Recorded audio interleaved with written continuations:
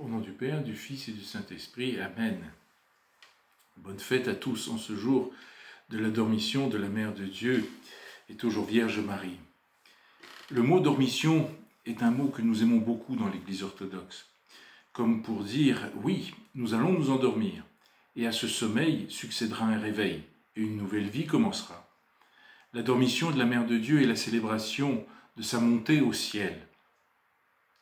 C'est la fête de la dédicace de nombreuses chapelles orthodoxes, chères à notre vie de chrétiens, chères à nos familles et à toutes nos communautés qui s'y réunissent pour prier et pour communier. Et cette fête nous touche particulièrement lorsque ces chapelles sont situées en bordure d'un cimetière et que nous y associons tous nos défunts, toujours présents dans notre cœur et dans notre vie. En ce jour, nous portons le tombeau de la Mère de Dieu en procession autour de l'Église et auprès de nos défunts, non avec tristesse, mais avec allégresse et joie, tout comme les apôtres et disciples, qui après avoir pleuré la mort de la Mère de Dieu,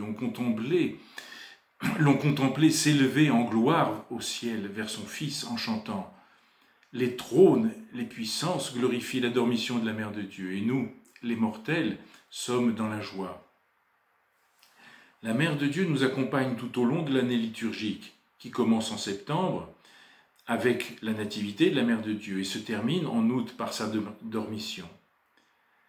Marie s'est endormie et l'icône de la fête nous montre le Christ élevant son âme en gloire au ciel, comme nous le chantons dans la litie. En ce jour, celle qui est plus haute que les cieux remet son âme toute sainte entre les mains de son Fils. Les anges séraphins élèvent son corps, comme nous le chantons dans le second canon, le ton 4 de l'Ode 4. Alors que tu étais transféré vers les cieux, ô Mère de Dieu, dans la crainte et la joie, les puissances angéliques couvraient de leurs ailes très saintes ton corps très vaste qui a accueilli Dieu. N'oublions pas que l'action du Christ a été possible parce que la Vierge Marie a répondu à l'appel du Seigneur et a accepté de recevoir des dons particuliers de la Sainte Trinité. Elle a accepté de devenir la servante selon la parole du Père. Elle a reçu l'Esprit Saint, qui est l'artisan de la conception du Fils de Dieu dans le sein de Marie.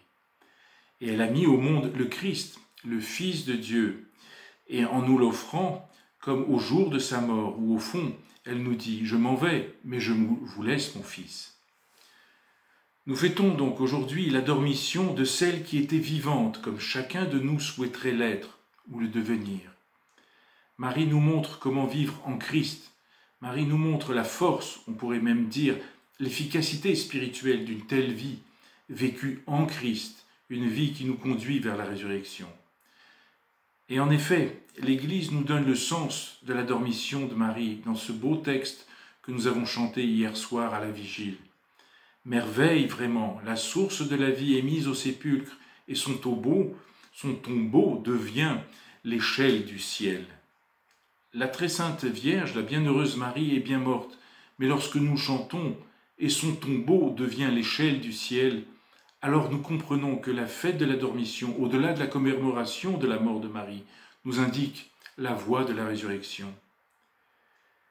Ayant participé à la victoire du Seigneur sur la mort, la toute pure et toute sainte Mère de Dieu est glorifiée dans son âme et dans son corps lors de sa dormition. Nous chantons dans la litie. Les anges et les apôtres en chœur regardent comme passe de la vie à la vie, celle qui enfanta le prince de la vie.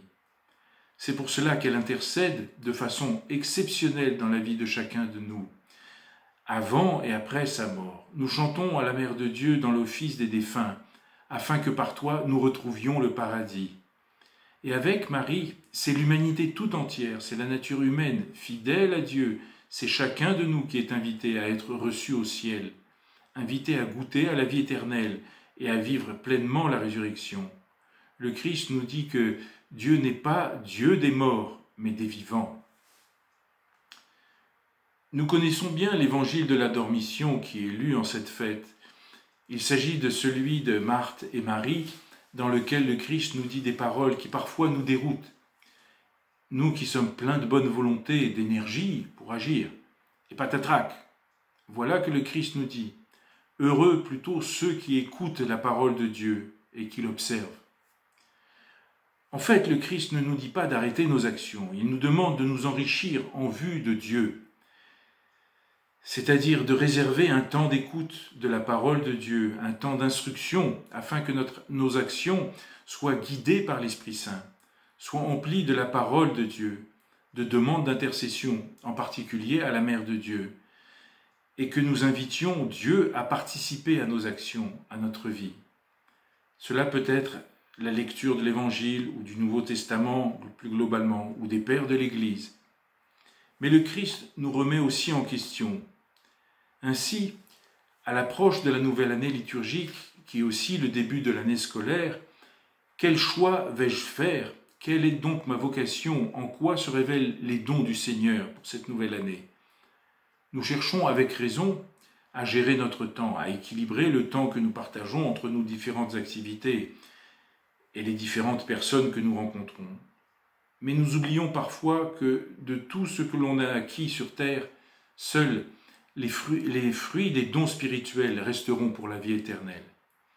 Alors, en ce jour de la fête de la Dormition, chacun de nous est appelé à suivre l'exemple de la Mère de Dieu et à vivre dans ce même esprit. Nous sommes appelés à être attentifs à l'appel que le Seigneur nous adresse personnellement, à répondre à l'engagement que le Seigneur propose à chacun de nous, et ceci dans les différents aspects de notre vie, en famille, dans nos études, au travail bien sûr, mais aussi au sein de notre communauté, en Église. Très sainte Mère de Dieu, intercède auprès de ton Fils et notre Dieu pour qu'il sauve nos âmes.